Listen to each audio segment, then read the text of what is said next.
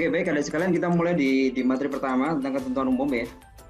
Jadi adik sekalian, kemarin kalian sudah melihat di YouTube saya ya. Jadi kalau kita bicara pengadaan barang jasa, jadi pengadaan barang jasa itu satu proses, satu kegiatan yang dimulai dari identifikasi kebutuhan gitu, identifikasi sampai dengan serah terima barang gitu ya. Pengadaan itu ada satu proses besar yang dibagi menjadi tiga tahapan besar lah gitu ya. Perencanaan, kemudian persiapan dan pelaksanaan. Itu prosesnya. Nah, perencanaan itu ya. Perencanaan nanti output akhirnya adalah yang kita sebut sebagai rencana umum pengadaan RUP. Itu output akhirnya nih, output akhir di perencanaan RUP. Nah, perencanaan itu tadi Ricky menyampaikan dimulai dari apa? Dimulai dari identifikasi gitu. Identifikasi ini dilakukan N-1. Jadi setahun sebelumnya. Jadi N-1 itu sudah orang sudah mulai berpikir tahun depan satker saya itu mau mengadakan barang atau jasa apa, gitu kan. Jadi dimulai dari N-1. Jadi identifikasi kebutuhan N-1.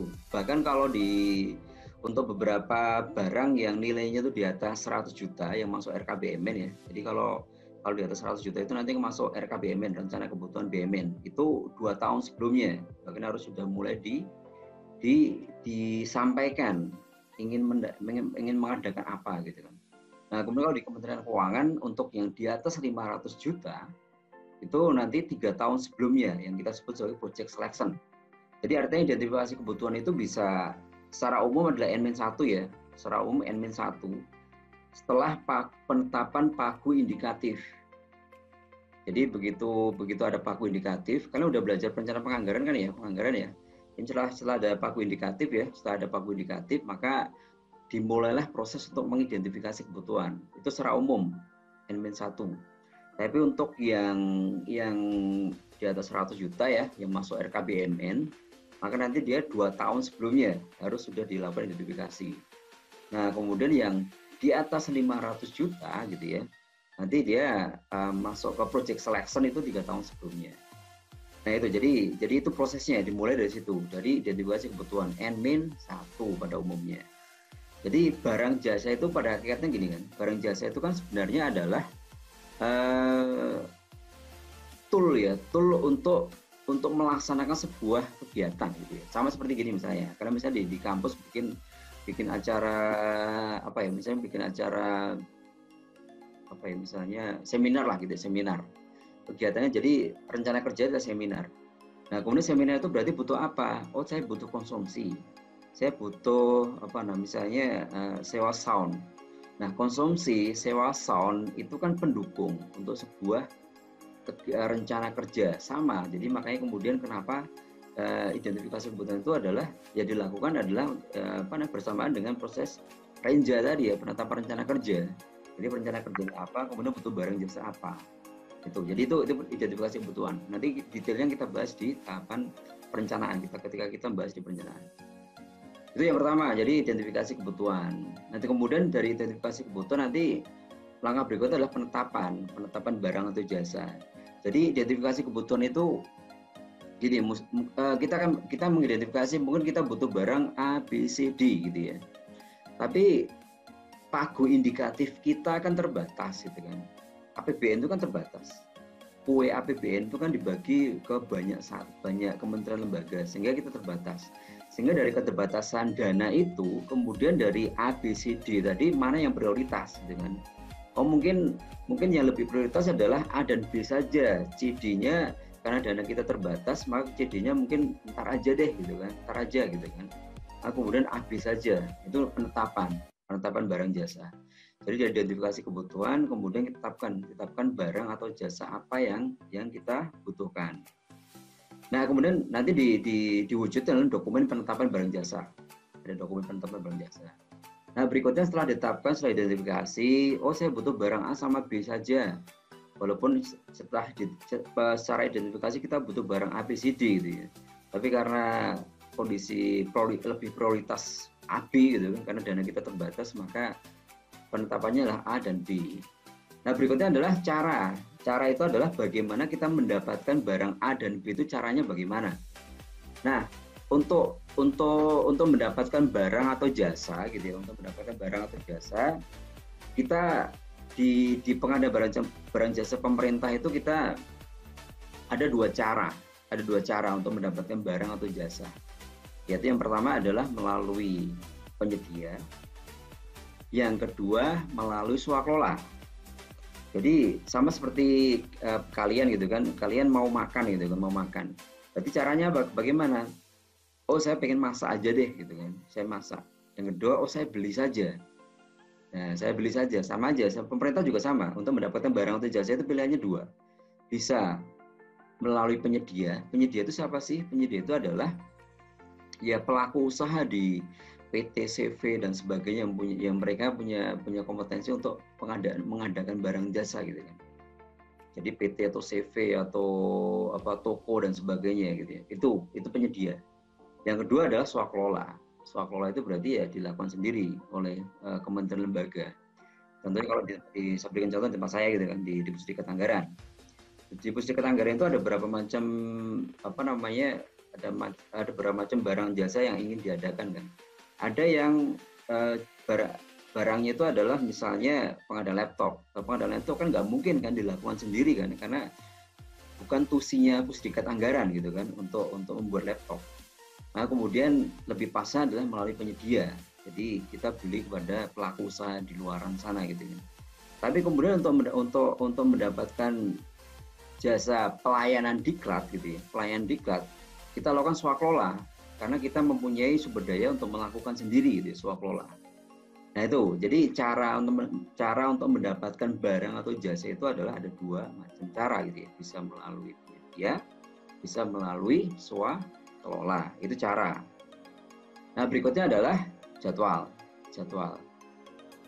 Jadwal ini adalah terkait dengan kapan barang atau jasa itu harus ada atau harus ada tersedia di kantor kita. Jadi kita dibikin jadwalnya. Nah jadwal itu menjadi penting. Kenapa? Nanti akan menjadi dasar untuk proses pemilihan gitu. Jadi kira-kira saya memilihnya di bulan apa gitu kan. Sehingga sudah ditetapkan terlebih dahulu, sudah ditetapkan terlebih dahulu tentang jadwal ini. Nah berikutnya adalah anggaran. Anggaran itu berarti berapa sih barang atau jasa itu harus membutuhkan berapa rupiah gitu penganggarannya. Nah itu adalah proses di tahapan perencanaan. Nah nanti kemudian kalau perencanaannya itu adalah nanti dibagi dua ya, perencanaan melalui penyedia dan perencanaan melalui swakelola gitu ya. Nah di cara tadi kalau misalnya cara yang ini tadi kita menetapkan pengadaannya melalui swakelola, maka kemudian tadi Riki sudah mendefine, ya berarti kemudian adalah penetapan KAK gitu, penetapan kerangka acuan kerja, kemudian penetapan RAB gitu ya, dan sebagainya. Nah kalau sama juga ya, kalau kemudian caranya itu adalah dengan penyedia gitu, melalui penyedia, maka kemudian sudah mulai menyusun spesifikasi spek gitu ya, kemudian RAB gitu ya, spek RAB dan sebagainya. Nah, itu di tahapan perencanaan. Nanti output akhir dari perencanaan ini adalah yang kita sebut sebagai rencana umum pengadaan, RUP. Nanti ini domain siapa nih yang melakukan proses identifikasi sampai dengan penganggaran itu siapa yang bertanggung jawab? Ini domainnya KPA, domainnya kuasa pengguna anggaran, domainnya KPA nih. Nah, berikutnya nanti kan ini output akhirnya adalah RUP ya, output akhirnya RUP. Nah berikutnya RUP nanti kemudian akan dibawa ke tahapan persiapan. Nah kalau yang perencanaan itu mulainya adalah sejak pagu indikatif, maka kalau persiapan ini dimulainya sejak kapan? Sejak penetapan RKAKL gitu ya. Jadi ibaratnya sudah, kalau tadi di awal, tadi Satker saya ingin mengadakan laptop gitu kan, ingin membeli laptop gitu kan, Maka berikutnya adalah itu kan dilakukan di tahun kemarin ya, N-1. Maka kemudian di tahapan persiapan berarti dana pembelian laptop tadi udah muncul di DIPA. RKKL-nya sudah disetujui lah berarti, sekarang setujui, udah ketok palu. udah setuju RKKL, kemudian nanti akan muncul di DIPA. DIPA ada untuk pembelian laptop. Nah, kemudian mulailah tahapan persiapan. Nah, tahapan persiapan itu dibagi juga dibagi dua ya. Persiapan yang swakelola dan persiapan yang penyedia. Nah, saya bahas yang bawah dulu, yang tahapan persiapan yang melalui penyedia. Nah, jadi di tahapan persiapan yang melalui penyedia, apa yang dilakukan? Nah, di tahapan persiapan melalui penyedia ini ada dua kegiatan besar di tahapan persiapan pengadaan melalui penyedia, yaitu yang kita sebut sebagai persiapan pengadaan. Yang kedua adalah persiapan pemilihan. Jadi kalau yang di persiapan melalui penyedia ini ada dua nih. Yang pertama adalah persiapan pengadaan, yang kedua adalah persiapan pemilihan. Kalau persiapan pengadaan ini dilakukan oleh PPK. Kalau persiapan pemilihan ini dilakukan oleh PP, pejabat pengadaan atau Pokja pemilihan. Nah, kalau yang di sini tadi perencanaan itu adalah yang menetapkan adalah KPA, tapi nanti yang menyusun proses itu PPK. Jadi kalau tahapan perencanaan itu yang menyusun PPK, tetapi yang menetapkan adalah KPA. Tapi kalau yang di sini di persiapan melalui penyedia, kalau di tahapan persiapan pengadaan itu yang menetapkan atau yang menyusun dan menetapkan adalah PPK. Tapi yang persiapan pemilihan adalah PP atau Pokja, Pokja pengadaan atau Pokja pemilihan. Nah, di tahapan persiapan pengadaan, nanti output akhirnya adalah yang kita sebut sebagai dokumen pengadaan, dokumen persiapan pengadaan. Jadi persiapan pengadaan itu nanti output akhirnya adalah dokumen persiapan pengadaan. Dokumen persiapan pengadaan itu isinya apa? Isinya adalah ini tiga ini, HPS, rancangan kontrak, dan spesifikasi teknis atau kerangka acuan kerja. Nah, ini kalau uang muka dan berbagai macam jaminan itu nanti ini nanti akan menjadi bagian dari rancangan kontrak ini. Jadi seperti uang muka gitu ya, uang muka itu diberikan atau tidak diberikan uang muka nanti akan masuk ke sini di rancangan kontrak. Kemudian berbagai macam jaminan nanti masuk ke rancangan kontrak. Jadi sebenarnya isi dokumen persiapan pengadaan itu ya ini HPS, rancangan kontrak dan spek. Nah, ini yang uang muka dan sebagainya itu nanti ini menjadi bagian dari pasal-pasal dalam rancangan kontrak ini. Nah, oke ya. Nah, ini output akhirnya adalah dokumen persiapan pengadaan. Nanti kemudian prosesnya dokumen persiapan pengadaan ini nanti akan diberikan pada PP atau Pokja, pejabat pengadaan atau Pokja pemilihan. Jadi, nah Pokja atau PP itu dia sebenarnya punya tugas yang sama. Apa tugasnya? Tugasnya adalah memilih siapa? Memilih penyedia, gitu ya, memilih penyedia. Jadi gini, kalau kita membeli barang gitu, kalau di pemerintah ya, kita membeli barang, itu kan yang bisa mendirikan barang kepada kita itu banyak kan. Contohnya misalnya tadi Ricky misalnya ingin beli laptop gitu kan, pengen beli laptop. Nah, laptop itu kan bisa disuplai oleh toko A, bisa disuplai oleh toko B, bisa disuplai oleh toko C gitu kan. Nah, kemudian pemerintah kemudian milih kan di antara toko A, B, dan C itu mana yang lebih layak gitu kan, lebih layak. Nah, itu kan namanya dipilih, pemilihan. Nah, pemilihan itu siapa yang melakukan? Yang melakukan adalah Pokja pemilihan atau PP, pejabat pengadaan. Nah, terus bedanya apa antara Pokja sama PP? Tergantung nilainya. Kalau nilainya itu untuk barang atau nanti kita bahas lebih lanjut ya, untuk barang untuk konstruksi ya, untuk barang untuk konstruksi untuk jasa itu yang nilainya sampai dengan 200 juta. Sampai dengan 200 juta itu maka kemudian dilakukan oleh pejabat pengadaan. Jadi kalau sampai dengan nilainya 200 juta itu dilakukan oleh pejabat pengadaan. Tapi kalau di atas 200 juta itu dilakukan oleh Pokja. Jadi pembatasannya pada nilainya, nilai besarnya, besaran harga barang itu berapa. Jadi kalau di atas 200 berarti oleh Pokja, kalau di bawah 200 berarti budget pengadaan. Tapi intinya sama, intinya adalah memilih penyedia yang cocok gitu, yang bisa memberikan barang atau jasa kepada kita.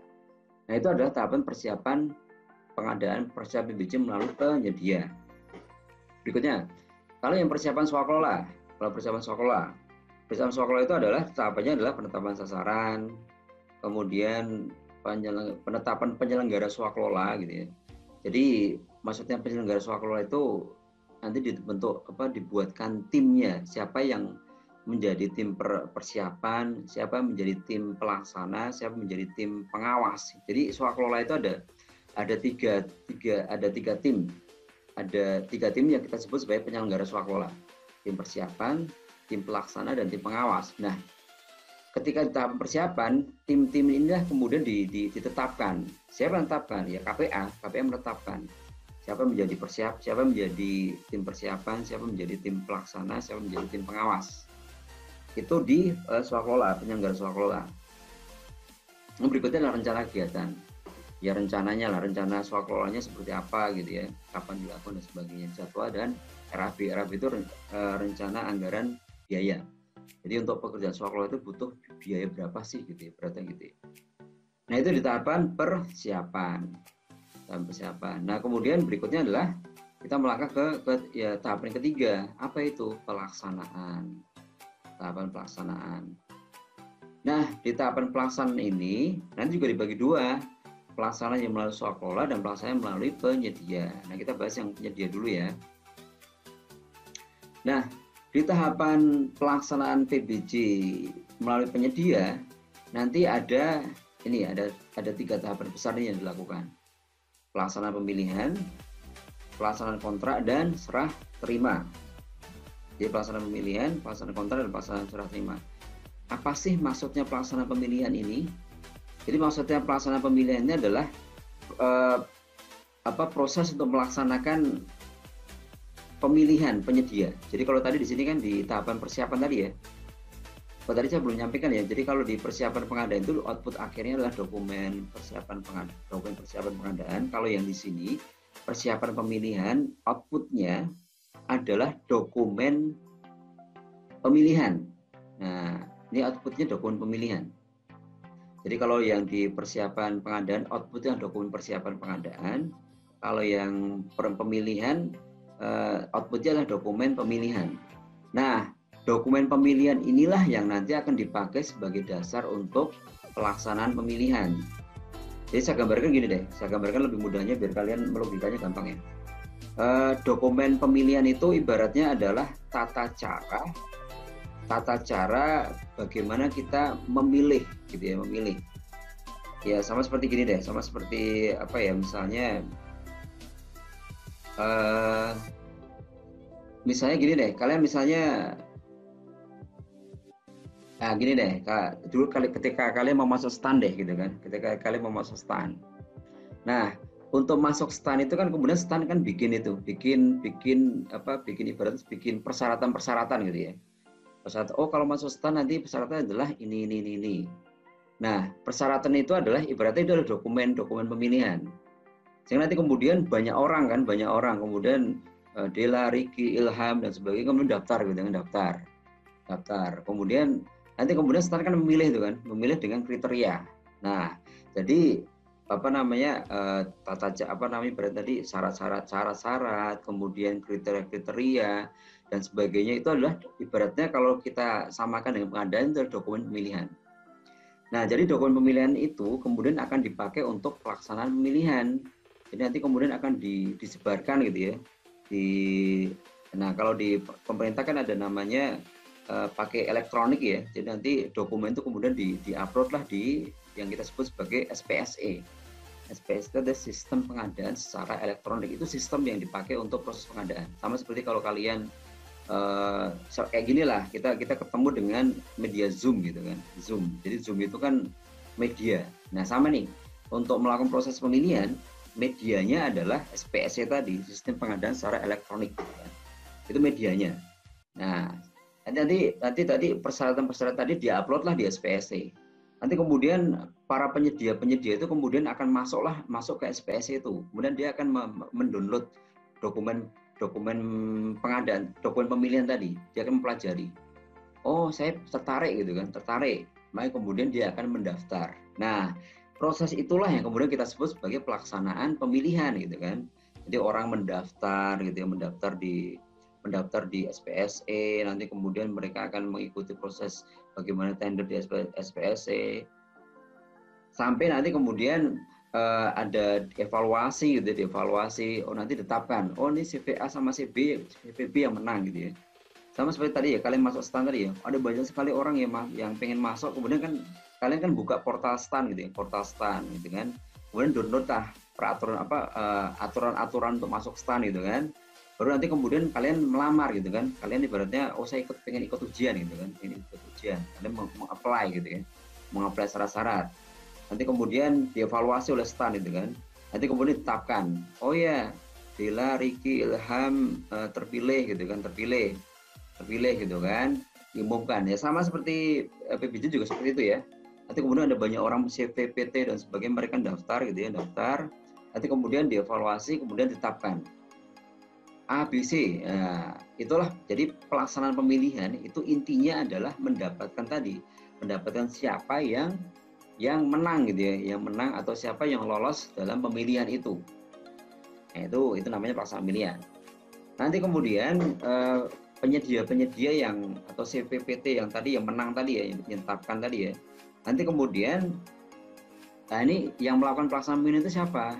Yang melakukan pelaksanaan pemilihan ini adalah Pokja pemilihan atau PP, tergantung nilainya tadi ya, tergantung nilainya. Kalau di bawah 200 maka PP, kalau di atas 200 adalah Pokja. Jadi yang melakukan adalah PP atau Pokja. Nanti output akhirnya adalah penyedia yang terpilih tadi ya. Nanti kemudian penyedia yang terpilih tadi kemudian akan dilaporkan atau disampaikan kepada PPK. Jadi yang terpilih misalnya, oh yang terpilih adalah CVA, CVB sama CPC gitu kan, CPC. Nanti CVA BC itu kemudian disampaikan pada PPK. Pak PPK ini Pak PPK, yang terpilih adalah ABC ini Pak, gitu kan, dilaporkan. Nanti kemudian PPK akan melakukan tahapan ini, pelaksanaan kontrak. Jadi nanti PPK akan melakukan penandatangan kontrak dengan pemenang pertama. Jadi kalau tadi CVA BC berarti CVA saja yang tanda tangan kontrak dengan PPK. Tanda tangan kontrak, nanti kemudian dia akan melakukan pekerjaan yang disebutkan dalam kontrak itu apa ya? Berarti mengadakan barang atau jasa yang sudah ditetapkan di persiapan tadi, gitu kan? Di persiapan tadi kan PPK menetapkan spesifikasi rancangan kontrak dan HPS. Spek itu apa sih gitu kan? Spek itu ibaratnya adalah keinginan terhadap barang gitu. Keinginan barang itu seperti apa? Sama seperti misalnya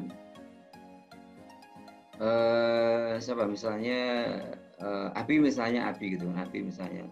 Abi punya kriteria. Oh saya nanti kalau punya istri gitu kan, punya istri nanti istri saya harus apa? Misalnya cantik, tinggi, apalagi putih, kaya, apalagi Bi? Kemudian apalagi Bi? Anak tunggal, gitu ya Bi ya? Anak tunggal. Nah, gitu. Nah, itu namanya kriteria, itu namanya spesifikasi. Nah, itu spek. Nah, jadi spesifikasi seperti itu gitu kan. Jadi misalnya kita pengen beli laptop gitu. Kita pengen beli laptop. Oh, laptop saya harus kemudian i7 gitu kan, apa namanya? 14 inch dan sebagainya, itu spek. Keinginan kita terhadap sebuah barang gitu. Nah, kalau HPS itu adalah harganya berapa? Jadi perkiraan harga saya. Oh, saya pengen beli laptop i7 14 inch dan sebagainya. Nah, perkiraan harga saya adalah 14 juta misalnya gitu. Itu perkiraan. Jadi HPS itu perkiraan harga perkiraan sendiri kan, namanya HPS itu harga perkiraan sendiri. Nah, itu kan tadi ya. Jadi apa namanya, yang keinginan kita itu kan sudah ditetapkan di tahapan persiapan. Sehingga nanti ketika proses ini kontrak gitu ya, proses pelaksanaan kontrak, ya nanti si penyedia itu akan memberikan barang jasa seperti yang kita tetapkan di sini tadi, di persiapan tadi. Nanti kemudian akan memberikan barang, nah sampai dengan nanti serah terima. Serah terima berarti ya sudah sudah selesai lah gitu ya, diberikanlah pada PPK. Pak PPK ini Pak barangnya nih gitu kan. Nah itu adalah pelaksanaan PBJ melalui penyedia. Nah kalau yang swakelola bagaimana? Ya sama. Kalau swakelola berarti ya pelaksanaan masing-masing swakelola tadi. Nah swakelola itu kan dibagi 4 nih. Ada tipe 1, 2, 3, 4 gitu ya. Besok kita bahas di materi swakelola ya. Tapi ini gambarannya gini deh, gambarannya. Swakelola itu kan swa dan kelola ya. Swa itu berarti sendiri, dilakukan sendiri gitu kan. Jadi seperti misalnya tadi saya berikan contoh tadi ya, diklat itu kita lakukan sendiri, swakelola oleh Pusdiklat Anggaran. Kenapa kok dilakukan sendiri? Ya karena kita punya kompetensi untuk itu gitu kan. Beda dengan kalau kita beli laptop, itu bukan kompetensinya Pusdiklat Anggaran. Sehingga untuk beli laptop kita menggunakan penyedia. Nah, itu jadi swakelola itu kalau sesuai intuisi kita, maka kita lakukan swakelola gitu kan. Nah, kemudian pelaksanaan swakelola, pembayaran dan pengawasan atau pertanggungjawaban. Nah, itu ya dari sekalian ya. Jadi ada sekalian ya kayak gitu tuh proses besar PBJ itu seperti itu. Dan nanti materi kuliah kita, nanti kita akan membahas detail pertahapan ini gitu kan. Oh, perencanaan itu ngapain gitu kan, persiapan ngapain gitu ya, pelaksanaan ngapain. Kita bahas detailnya di pertemuan-pertemuan berikutnya gitu kan. Jadi ini di materi pertama itu menjadi penting biar kalian kalau kita itu kalau kalian kalau membuat puzzle gitu ya, kalau mau membuat atau memasang puzzle itu kalian udah tahu gambar besarnya itu seperti apa gitu kan. Oh ternyata gambar besarnya seperti itu gitu kan. Lalu kemudian berarti untuk memasang puzzle-nya lebih mudah. Jadi nanti di pertemuan-pertemuan berikutnya itu kalian udah tahu letaknya ya. Oh berarti ketika saya belajar bikin HPS itu berarti itu adalah di ranah persiapan nih gitu kan. Nah seperti itu nih proses besarnya di PBJ, di pengadaan barang jasa pemerintah. Oke, sampai di titik. Iya gimana? Oke, gimana Dela? Gini Pak, kan kalau tadi kan Bapak bilang kalau kita mau ngadain barang dan jasa, kalau dia masih dari nominal di bawah sampai dengan 100 juta, di bawah 100 juta itu kan dilaksananya kan setahun sebelum Pak. Nah ini kan kalau misalnya di pandemi gini kan nggak sempet kan kita rencanain kan karena ini kejadian yang nggak terduga Pak. Nah pertanyaan saya itu dilakuinnya kan dadakan Pak. Itu gimana? Prosesnya masih sama atau enggak? Oke jadi gini secara normal segala pengada itu udah kita rencanakan setahun sebelumnya. Jadi bahkan kalau yang di atas 100 tadi kan 2 tahun sebelumnya ya. Kalau di atas 3.500 juta 3 tahun sebelumnya. Loh kok lama banget merencanakan sih gitu kan. Ini kan terkait dengan APBN itu kan terbatas kan. APBN itu kan terbatas dan terbatas itu kemudian dibagi rata oleh seluruh KL gitu. Ya nggak rata sih, tapi tergantung alokasi lah. Sehingga kemudian orang kalau merencanakan yang mahal, yang besar gitu kan, yang nilainya gede, itu harus jauh-jauh hari karena nanti berarti kalau orang itu dikasih jatah besar gitu kan, berarti nanti kan yang lain berarti kan nggak mendapatkan jatah besar gitu kan, jadi sehingga harus dikompetisikan dulu nih betul butuh nggak gitu kan, sama seperti misalnya Dela gitu kan. Saya kalau misalnya Dela pengen dibeliin laptop gitu ya, sama pengen dibeliin kacang goreng gitu kan, tentu kan beda kan, di samping pada orang tua gitu kan. Kalau beli laptop ya nggak bisa kemudian Pak saya besok beli laptop dong gitu kan, ya nggak bisa dong gitu kan, karena ini pakai sumber daya yang gede itu. Tapi beda, Pak besok saya beliin kacang goreng ya, mungkin bisa langsung dipenuhi kan, nah itu contohnya, itu normalnya kan, normalnya seperti itu. Nah kemudian kondisi sekarang kayak gini kan, ada beberapa barang yang mungkin nggak direncanakan dulu gitu kan, dulu nggak kepikiran ada COVID dan sebagainya kayak gini kan. Nah maka kemudian itulah adanya fleksibilitas anggaran gitu kan, sehingga walaupun kemudian misalnya belum direncanakan gitu ya, belum direncanakan sebelumnya, maka kemudian di tahun anggaran berjalan itu bisa diadakan. Makanya kemudian kan sekarang ada namanya refocusing, mungkin kalian pernah dengar ya. Refocusing ya. Refocusing itu maksudnya apa sih? Dulu di tahun kemarin kita pengen beli laptop gitu kan, pengen beli laptop. Nah kemudian ternyata tahun ini tuh kita lebih butuh masker nih gitu kan. Kita lebih butuh masker dari laptop. Maka anggarannya diubah gitu kan, revisi, refocusing gitu ya, refocusing. Jadi laptopnya ntar dulu deh gitu kan, diubah. Jadi penganggarannya diubah kemudian untuk beli masker. Jadi artinya secara normal memang dilakukan N-1. Tapi kemudian untuk beberapa hal tertentu nanti ada fleksibilitas di perjalanan gitu ya. Perjalanan. Bahkan ketika misalnya bukan pandemi misalnya, kondisi normal, misalnya gini, KPE tahun kemarin pengen beli laptop gitu ya, direncanakan pengen beli laptop N-1 kemarin, dan di DIPA muncullah pembelian laptop gitu kan, laptop di DIPA. Kemudian di tahun anggaran berjalan itu PPK kemudian KPA dan PPK kemudian ini kayaknya kita lebih butuh ini deh, kita lebih butuh kamera gitu kan, karena kita pengen untuk digital materi untuk pembelajaran, kita lebih butuh kamera nih. Kemudian ya nggak apa-apa, nanti itu direvisi saja gitu kan, dokumennya direvisi untuk kemudian mengubah dari awalnya perencanaan di laptop direvisi diubah untuk pengadaan kamera tadi ya, tapi tetap secara dokumentasi tetap direvisi ya. Jadi ada pengubahan terhadap kerangka acuan kerja tuh di dokumen perencanaannya diubah, direvisi, kemudian dipakai untuk pengadaan yang lain. Jadi artinya fleksibilitas itu tetap ada. Terus Pak, kalau ini apa namanya? Kalau yang sempat dibayar di muka, misalnya kan kalau tadi Mbak bilang pengadaan kan ada dua caranya, ada yang penyedia sama yang suakelola. Nah kalau kita udah sempat bayar di muka nih sama penyedia, itu bisa dibatalin nggak Pak? Karena kita refocusing gitu, atau revisi anggaran, revisi dokumennya itu bisa dibatalin atau enggak? Terus kira-kira anggaran yang udah kita bayar di muka itu akan dikembalikan ke kita lagi atau bakalan hangus Pak? Oke, jadi case-nya adalah sudah pembayaran gitu ya? Iya Pak, sudah bayar di muka, kan biasanya ada yang bayar di muka setengah atau yang bayar di muka full, yang kayak tahun jamak kan harus bayar di muka Pak. Oke, jadi gini. Jadi ketika misalnya gitu ya, di awal udah direncanakan tuh, kemudian ya direncanakan untuk beli A gitu ya, atau bangun gedung lah gitu ya, bangun gedung. Nah kemudian bangun gedung, kemudian tengah jalan ini dana kita kayaknya kita refocusing deh, kemudian ini gimana nih gitu kan. Nah kalau kemudian nanti dilihat kalau pembangunan atau pembelian barang jasa itu ya, memang tidak bisa ditunda tahun depan gitu ya, maka itu tetap dilaksanakan. Jadi artinya refocusingnya mengambil dana dari yang lain gitu kan. Jadi untuk penanganan COVID seperti sekarang ya, penanganan COVID itu ya bukan ngambil dari dana ini nih, dana yang sudah dialokasikan untuk pembelian barang atau bangun ini, tapi kemudian yang ambil dari dana yang lain gitu kan. Nah itu ya, kalau memang barang jasa itu memang tidak bisa ditunda gitu ya.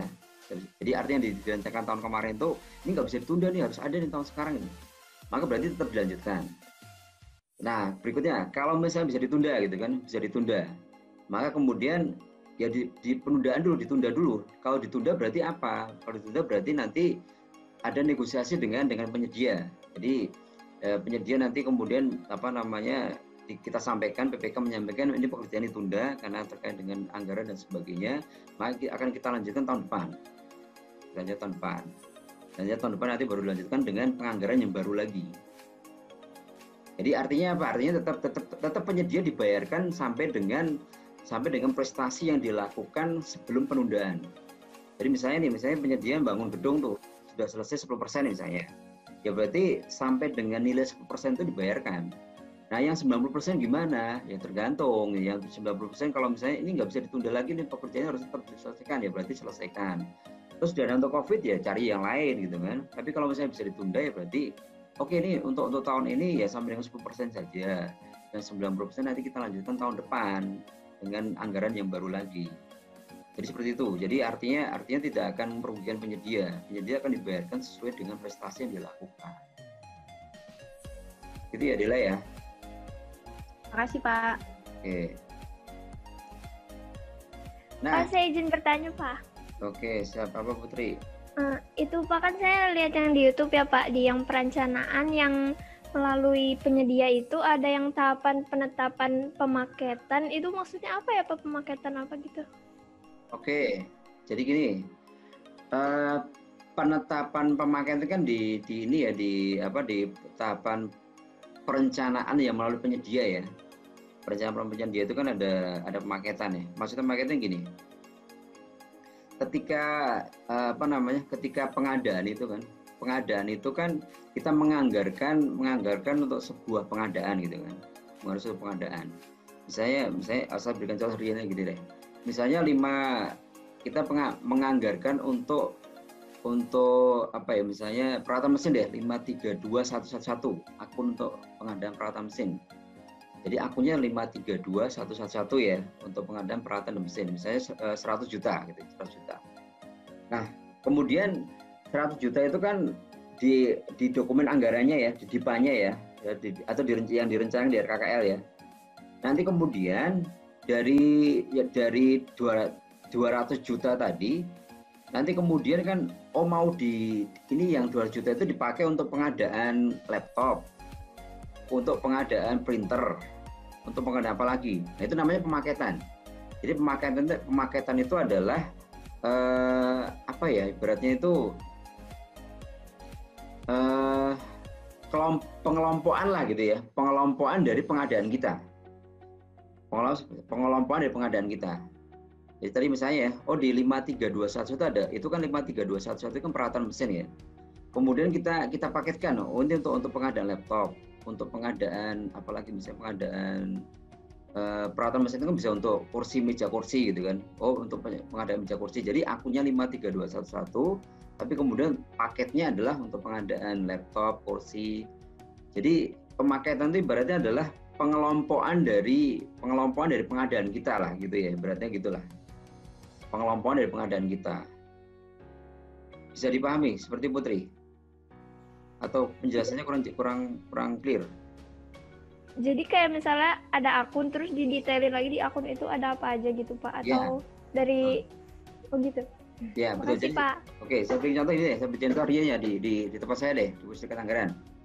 Di Pusdiklat Tanggaran itu kan kita ada berapa akun gitu ya, beberapa akun ya. Misalnya ada akun akun gedung deh 533111. Untuk itu kan 533111 itu kan akun untuk pengadaan gedung ya. Pengadaan gedung. Nah, kemudian pengadaan gedung akun 533111 misalnya 500 juta misalnya gitu kan. Nah, pengadaan gedung itu kan tidak cuman bangun gedungnya doang kan. Namanya pengadaan gedung itu kita butuh ada konsultannya, ada konsultan perencana, ada konsultan pengawas gitu kan. Jadi untuk bangun gedung itu nggak cukup hanya kita butuh orang yang bangun, tapi kita juga butuh orang yang gambar gedung gitu kan. Itu namanya konsultan perencana.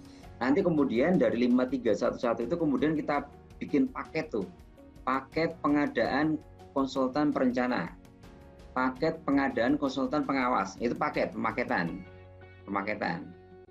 Jadi artinya ya itu ya. Jadi pendetailan dari sebuah akun lah ibaratnya gitu. Itu pemaketannya seperti itu. Nanti kemudian akun juga pemakaiannya juga terkait dengan waktu ya. Ini kapan nih paket ini kapan kita lakukan gitu kan. Bulan apa dan sebagainya. Itu namanya pemaketan. Nah, nanti oke gitu ya Putri. Jadi nanti materi pemaketan nanti terkait dengan ini nih, terkait dengan ini jenis barang jasa. Nanti kita bahas di situ nanti. Oke ya, seperti itu ya. Mohon izin untuk memastikan dulu. Iya, oke.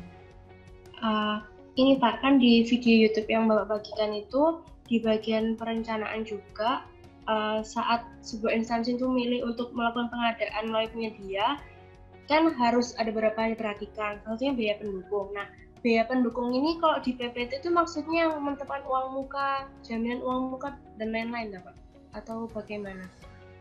Oke, enggak. Jadi gini, ya pendukung itu kan di ranah perencanaan ya, ranah perencanaan kan. Maksudnya gini, ketika ketika menganggarkan sebuah hal, menganggarkan sebuah barang, itu tidak sekedar harga barang jasa itu. Contohnya gini ya, contoh realnya gini ya. Misalnya Mak Viro misalnya mau apa ya? Misalnya mau beli laptop gitu ya, beli laptop. Maka anggaran untuk beli laptop itu nggak sekedar harga laptopnya kan, tapi mungkin biaya. Oh saya kan harus ke sana kan, harus ke toko gitu kan. Berarti saya harus menganggarkan transport saya ke sana itu butuh berapa nih, gitu kan, transportnya. Mungkin nanti saya di sana nanti makannya gimana ya? Masa saya nggak makan sih? Saya berarti harus menganggarkan untuk makan nih, untuk makan siang gitu, untuk ke warung beli es atau apalah gitu kan. Nah, jadi itu maksudnya biaya pendukung. Jadi ketika menganggarkan sebuah anggaran pengadaan barang gitu, barang A, itu tidak sekedar harga barangnya itu gitu kan, harga barangnya itu, tapi juga biaya pendukungnya. Biaya pendukung, artinya biaya pendukung itu biaya untuk mendapatkan barang jasa itu. Kalau misalnya untuk kayak gini nih, kalau kita menganggarkan barang itu kan sampai dengan barang jasa itu bisa dipakai gitu kan, bisa dipakai. Jadi kalau misalnya misalnya server gitu ya, server itu untuk dipakai nanti harus ada pelatihan gitu kan. Berarti kita harus menganggarkan biaya pelatihannya. Jangan sampai nanti kita beli server, sampailah di kantor kita ada server, kita nggak bisa pakai gitu kan. Kita nggak bisa pakai karena nggak ada pelatihannya untuk memakai server. Nah, kalau misalnya biaya pelatihan itu membutuhkan dana, maka kita harus anggarkan juga. Jangan sampai kemudian nanti udah dibeli tapi nggak kepake, ya gitu kan. Itu namanya biaya pendukung. Jadi artinya ketika menganggarkan sebuah hal itu tidak hanya sekedar harga barang jasa, tapi juga biaya pendukungnya. Gitu ya, Mbak Kira ya. Jadi kayak biaya apa saja yang kita keluarkan saat kita mau mendapatkan barang itu nanti dimasukin nggak Pak ke RAB-nya, atau di RAB-nya hanya harga barang bersih aja? Dimasukkan, di RAB-nya dimasukkan. Oh, ya jadi nanti dimasukkan. Jadi gini kan, kalau kita kan mengenal ada namanya, kalian kan udah belajar BUMN kan ya, ada asas kapitalisasi barang kan. Jadi kapitalisasi barang itu adalah penganggaran pencaratan sebuah barang sampai dengan barang itu siap digunakan. Itu kan masuk di kapitalisasi. Jadi kalau misalnya untuk beli barang itu butuh honorarium, butuh honorarium panitia, maka honorarium panitia itu adalah bagian dari harga barang jasa, bagian dari pencatatan barang jasa itu kan. Kapitalisasi barang kan seperti itu kan. Jadi seperti itu ya. Jadi komprehensif terhadap sebuah penganggaran. Iya Pak. Makasih ya Pak penjelasannya. Oke, clear ya. Jadi itu proses PBJ seperti itu ya. Proses PBJ itu seperti ini. Seperti itu. Jadi proses besarnya gitu ya. Oke, kita lanjut ya. Kita kuliah sampai jam berapa sih, Bi? Jam 9:30, Pak. 9:30 ya. Oke, lanjut ya. Kalian masih lihat saya atau udah gelap mata kalian? Masih, Pak. Kalau udah nggak kelihatan. Terima kasih, Pak. Oh, masih. Pak. Jadi kalau udah nggak kelihatan berarti udah tertidur gitu kan? Atau ngelihat saya udah jadi 2 gitu kan? Kalau udah jadi 2 berarti udah mulai liar gitu kan? Udah mulai kabur. Siap, masih 1, Pak. Masih 1. Jadi kalau ngelihat saya udah 2 berarti udah liar, udah mulai kabur gitu kan? Oke, lanjut ya. Inilah nikmatnya kalau kuliah malam gitu ya. Saya dulu waktu di STAN kayaknya belum pernah kuliah malam ini. Kalau sekarang ada kuliah malam gitu ya. Saya pernah kuliah malam tapi masih di kampus gitu ya. Akhirnya biar anak-anak mahasiswa nggak ngantuk saya mampir ke Indomaret gitu kan. Saya beli Tenggo dan sebagainya biar mereka kuliah sambil ngemil gitu kan. Oh nggak gitu nanti mereka pada ngantuk gitu kan. Jadi kalau sekarang kan kalian bisa dari rumah masing-masing kan, bisa sambil ngopi nggak apa-apa lah gitu kan. Jadi kalau kuliah malam dengan saya, siapkan di kanan kopi gitu ya, di kirinya cemilan gitu kan. Jadi sambil kuliah kalian sambil nyemil gitu kan. Feel free aja gitu kan. Oke, lanjut ya, kita masuk ke yang kedua nih. Ini tadi baru yang kedua aja ya. Ruang lingkup PBJ. Jadi gini, ruang lingkup PBJ itu maksudnya gini, ruang lingkup pengaturan perpres. Jadi perpres kita kan jadi tadi belum saya sampaikan ya. Jadi dasar hukum kita belajar PBJ itu Perpres 16 tahun 2018. Itu dasar hukumnya ini, jadi dasar hukumnya. Jadi nanti kalian kan di akhir studi kalian kan nanti kalian ada ujian sertifikasi tuh. kalau tahun kemarin ya saya nggak tahu tahun-tahun ini apa semester sekarang ya. Jadi nanti kalian itu nanti ada ujian sertifikasi. Ujian sertifikasi itu ibaratnya nanti untuk mendapatkan sertifikat ahli PPJ gitu kan. Jadi kalau orang yang orang yang berkecimpung di PPJ itu nggak sembarang orang. Jadi orang yang harus sudah lulus kompetensi PPJ. Nah, kompetensi itu diperoleh dengan apa? Dengan ujian keahlian. Kalau di kakak kelas kalian itu mereka di akhir semester itu mereka ada ujian PPJ, ujian sertifikasi PPJ. Nah, ujian sertifikasi PPJ itu nanti beratnya adalah pemahaman terhadap Perpres 16. Oke, ya, jadi kita lanjut ya. Jadi Perpres 16 itu diberlakukan untuk ini. Jadi kalau kita melihat, memahami pemberlakuan Perpres itu dari dua kacamata gitu, Yang pertama adalah siapa. Jadi institusi atau institusi penggunanya, siapanya gitu ya. Ya berarti yang menggunakan adalah kementerian, lembaga atau perangkat daerah. Jadi kacamata yang pertama untuk ini Perpres ini berlaku enggak terhadap pengadaan A atau B gitu kan. Maka dilihat yang pertama adalah siapa gitu kan, siapanya ini, siapa yang akan menggunakan barang itu. Kalau yang menggunakan barang itu adalah kementerian, lembaga, perangkat daerah, berarti harus menggunakan Perpres 16. Nah, kacamata yang kedua adalah dari sisi uangnya dari mana gitu kan, uangnya dari mana.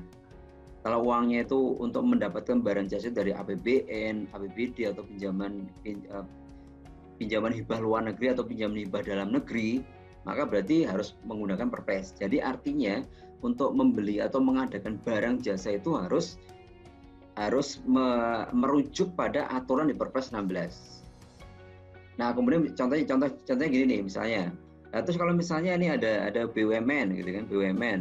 Dia mau pengadaan sebuah barang gitu ya, tapi pakai dana mereka sendiri misalnya gitu kan. Berarti ya nggak perlu menggunakan Perpres gitu kan. Tapi ketika BUMN itu akan mengadakan sebuah barang di mana barang itu adalah dianggarkan dari APBN, maka berarti proses pengadaannya harus menggunakan Perpres. Itu maksudnya seperti itu ya, pemberlakuannya seperti itu. Jadi kalau misalnya dananya dari APBN, APBD atau pinjaman hibah luar negeri atau dalam negeri, maka berarti prosesnya itu harus merujuk pada Perpres. Jadi kalau Perpres mengatakan apa ya dirujuk gitu kan. Tapi kalau untuk pengadaan itu tidak menggunakan dana APBN, APBD dan sebagainya gitu kan, maka berarti ya terserah mereka gitu kan, terserah bagaimana proses pengadaannya gitu kan. Kan pengadaan pemerintah dengan pengadaan swasta itu berbeda. Kalau pengadaan swasta itu kan lebih pada ini kan, lebih pada menjaga hubungan dengan supplier, dengan vendor. Tapi kalau pemerintah kan nggak bisa. Pemerintah itu kan semua badan usaha itu harus diakomodasi gitu kan. Jadi mereka punya hak yang sama untuk menjadi penyedia atau untuk memberikan barang jasa pada pemerintah. Sehingga maka prosesnya adalah dengan pemilihan, jadi diadu gitu kan, mana yang paling baik gitu kan. Nah itu kan berbeda. Jadi maksudnya ruang lingkup itu seperti itu. Jadi kapan kita menggunakan Perpres 16? Jadi yang pertama kacamatanya adalah dari siapa yang menggunakan barang itu. Jadi kalau yang menggunakan barang itu adalah kementerian, lembaga, perangkat daerah, berarti harus menggunakan Perpres. Yang kedua adalah dari dananya dari mana nih? Dari APBN, APBD atau pinjaman hibah, maka harus pakai Perpres 16. Gitu ya, itu ruang lingkup itu maksudnya seperti itu. Oke, baik, kita lanjut ya. Nah, kemudian berikutnya adalah jenis pengadaan. Jadi, ini tadi terkait dengan pemaketan ya, Jadi, pengadaan barang jasa itu dikelompokkan menjadi 4. Jadi, barang atau jasa itu dikelompokkan menjadi 4 macam gitu ya, 4 klaster gitu, 4 klaster. Yang pertama adalah barang. Contohnya apa barang itu? Ya, misalnya laptop, meja, kursi, ya kayak itulah, laptop, meja, kursi, mobil, itu dikelompokkan menjadi barang. Itu barang. Yang kedua adalah konstruksi. Jadi pengelompokan pengadaan itu yang pertama barang, Yang kedua adalah konstruksi. Konstruksi itu apa? Konstruksi itu berkaitan dengan gedung atau bangunan, pembangunan atau ya berkaitan dengan gedung atau bangunan. Mau renovasi gedung atau pembangunan gedung gitu ya. Itu tadi konstruksi. Jadi konstruksi itu berkaitan dengan gedung atau bangunan. Renov, rehab, pembangunan gedung gitu ya. Itu konstruksi. Yang ketiga adalah konsultansi. Konsultansi itu adalah jadi kalau konsultasi itu adalah pengelompokan berdasarkan pada karakteristik dari barang atau jasa itu yang lebih menonjol gitu ya, lebih menonjol untuk untuk mengadakan itu adalah lebih ke brainware gitu ya, brain. Jadi untuk mendapatkan barang atau untuk memproduksi barang jasa itu lebih yang dominan itulah pengetahuan, brain gitu ya. Makanya kita sebutnya brainware gitu ya. Lebih ke brain, lebih ke pengetahuan. Contohnya apa? Ya, seperti tadi ya, konsultan perencana. Konsultan perencana itu kan memang outputnya adalah gambar gitu kan. Konsultan perencana itu outputnya apa? Ya gambar gitu kan, gambar gedung gitu kan. Tapi tapi bukan barang. Kan gambar itu barang gitu kan. Tapi enggak dimasukkan dalam kelompok barang, tapi dimasukkan dalam kelompok konsultan. Kenapa? Karena untuk memproduce barang itu butuh pengetahuan gitu kan. Dia harus punya pengetahuan. Oh kalau kalau tanahnya seperti ini berarti fondasinya harus berapa meter gitu kan. Memang outputnya gambar, tapi untuk memproduce gambar itu yang dominan itu adalah brain-nya, pengetahuan dia. Maka kita masukkan dalam kelompok jasa konsultan gitu kan. Ada konsultan perencana, konsultan pengawas, apalagi konsultan hukum gitu ya. Konsultan hukum mungkin produknya adalah apa? Produknya mungkin advice gitu ya. Advice bagi terdakwa. Tapi untuk memberikan advice kan brain-nya dia kan, pengetahuan dia. Kemudian misalnya konsultan misalnya ya gini lah, misalnya di tempat kita di Balai Diklat, di Badan Diklat, di Pusdiklat, di BPK. BPK kan ada assessment gitu ya, ada assessment kan. Nah, assessment itu memang produknya adalah rekomendasi kan. Tapi untuk rekomendasi itu kan butuh brand dia kan, pengetahuan, itu konsultan. Nah, berikutnya jasa lain. Jadi pengelompokan yang keempat adalah jasa lain.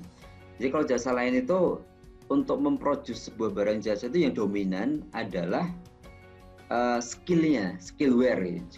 Jadi lebih dominan skillnya. Contoh misalnya catering, jasa catering gitu ya, jasa catering. Catering itu memang produknya adalah makanan gitu kan, makanan. Tapi untuk memproduce makanan itu yang dominan skillnya dari si pemasaknya gitu kan. Jadi ya yang dikelompokkan dalam jasa gitu kan, bukan barang gitu kan, bukan barang. Kemudian cleaning service juga jasa kan. Memang produk akhirnya adalah kebersihan gitu kan, bersih, kelihatan bersih gitu kan. Tapi kan untuk membersihkan itu kan skillnya yang dinilai kan, skillnya. Nah jadi itu ya, jadi pengelompokan barang jasa. Jadi untuk mengadakan barang atau jasa gitu ya, maka untuk lebih memudahkan, maka kemudian dikelompokkan. Nanti kalau nggak dikelompokkan, nanti akan aturannya menjadi nggak sederhana. Contohnya, kalau misalnya nggak dikelompokkan, nanti bikin aturan kalau untuk memilih penyedia laptop seperti ini. Kemudian ada aturan lagi untuk memilih penyedia printer, aturannya seperti ini. Untuk memilih penyedia kamera, aturan seperti ini. Kan banyak banget aturan nanti kan, nggak sederhana. Maka untuk kesederhanaan itu kemudian dikelompokkan, sehingga nanti aturannya itu juga menginduk ke aturan per jenis ini gitu kan, per jenis pengadaan ini, biar menjadi fleksibel gitu ya. Nah, itu maksud pengelompokan atau pengelompokan jenis pengadaan seperti itu. Ada barang, ada konstruksi, ada jasa konsultan, dan jasa lainnya. Nah, pemaketan nanti akan berkaitan dengan ini gitu kan, berkaitan dengan jenis ini. Contohnya tadi saya berikan membangun gedung. Gitu. Membangun gedung itu memang produk akhirnya adalah gedung gitu kan, gedung jadi gitu kan. Tapi untuk membuat gedung jadi tadi kan tidak hanya butuh si yang bangun kan, tapi juga butuh yang menggambar gitu kan. Maka kemudian dimasukkanlah ada paket konstruksinya, ada paket konsultan perencana konstruksi, konsultan pengawas konstruksi. Nah itu pemaketan. Jadi pemaketan terkait dengan jenis ini. Nah jadi pengadaan itu adalah dikelompokkan menjadi per jenis ini. Kalau laptop berarti pengadaan barang, kalau gedung berarti konstruksi, kalau konsultan hukum berarti jasa konsultan, kemudian kalau klien service berarti jasa lain. Itu kelompokan. Nah jadi pengadaan itu adalah per jenis ini. Jadi artinya tidak boleh kita barang digabung dengan konsultan pemaketannya, nggak bisa. Jadi ya barang ya sendiri gitu kan. Nanti ada pengadaan barang. Jadi nggak bisa kemudian pengadaan barang dan konsultan dijadikan satu paket, nggak bisa, karena jenisnya berbeda. Nah, tetapi untuk hal-hal tertentu itu bisa digabung nih. Jadi barang digabung dengan konstruksi, dengan konsultan bisa digabung. Itu namanya pekerjaan terintegrasi. Jadi pekerjaan terintegrasi itu maksudnya apa? Maksudnya adalah penggabungan beberapa jenis pengadaan. Lo katanya tadi nggak bisa. Untuk hal-hal tertentu bisa. Kalau untuk pekerjaan yang kompleks gitu, pekerjaan kompleks. Pekerjaan kompleks itu dilihat dari dua hal. Yang pertama dari teknologinya, memang butuh yang kompleks, yang sulit gitu ya. Yang kedua adalah nilainya. Kalau di atas 100 miliar berarti dia dikategorikan sebagai pekerjaan kompleks. Nah, untuk pekerjaan kompleks itu bisa digabung nih. Ya contohnya misalnya ketika pengadaan LRT lah gitu ya, LRT. LRT itu kan ada penggabungan antara pengadaan barangnya, jadi yang mengadakan barang, paket pekerjaannya ya, itu pengadaan, di dalamnya ada pengadaan barang, kemudian konstruksi juga ada, konstruksinya untuk membangun relnya gitu kan, kemudian konsultannya juga ada, konsultan juga ada untuk untuk mendesain dan sebagainya. Jadi untuk beberapa hal tertentu itu membolehkan penggabungan beberapa jenis pekerjaan. Itulah yang kita sebut sebagai PBJ terintegrasi gitu ya. Nah itu ya jenis pengadaan. Ini ya, ini penjelasannya tadi, barang itu apa, benda baik berwujud maupun tidak berwujud, bergerak tidak bergerak, dimanfaatkan. Nanti kalian baca sendirilah ya. Konstruksi itu apa? Keseluruhan bagian kegiatan pembangunan, pengoperasian itu ya. Kemudian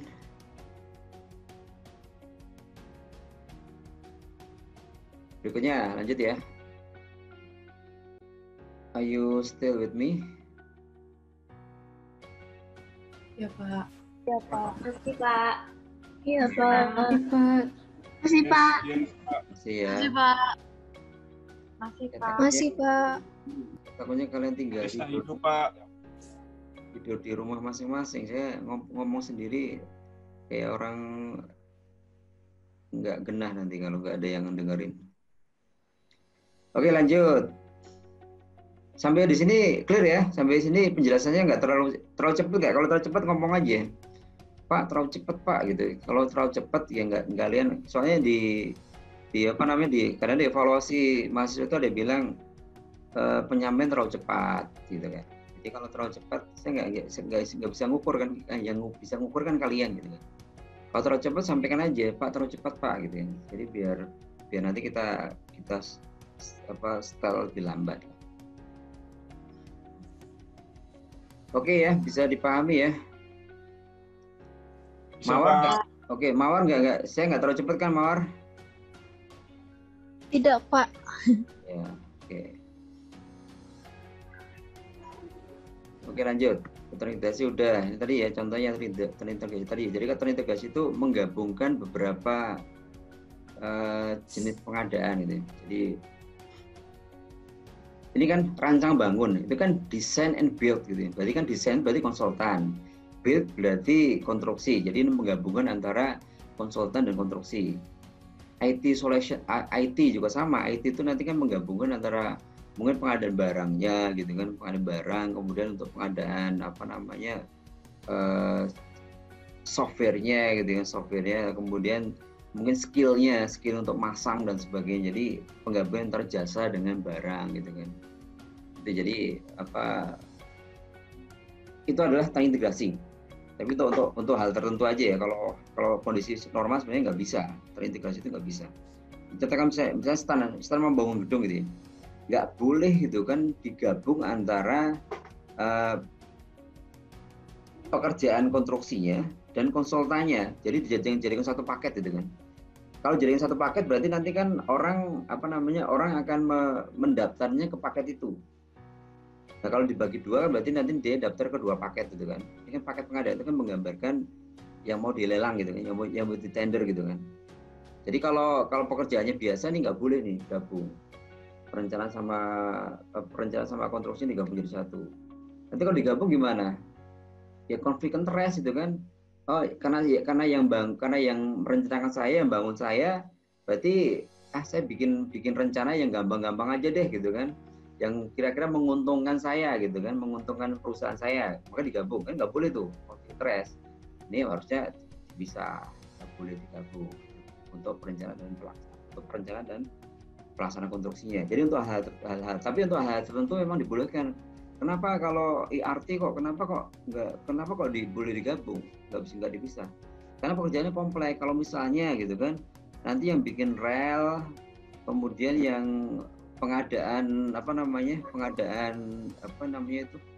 logonya itu orang berbeda, nanti nggak pas gitu kan. Nanti bisa jadi mungkin yang pilih logonya nanti nggak match dengan relnya gitu kan. Maka harus diintegrate gitu kan, harus diintegrate. Jadi itu hal tertentu maka bisa gitu. Oke, berikutnya kita ke cara pelaksanaan PPG. Cara pelaksanaan PPG itu maksudnya adalah bagaimana kita memperoleh barang atau jasa. Jadi bagaimana kita memperoleh barang jasa. Jadi untuk mendapatkan barang atau jasa itu caranya kan bisa melalui penyedia, bisa melalui swakelola gitu kan. Jadi melalui penyedia atau melalui swakelola.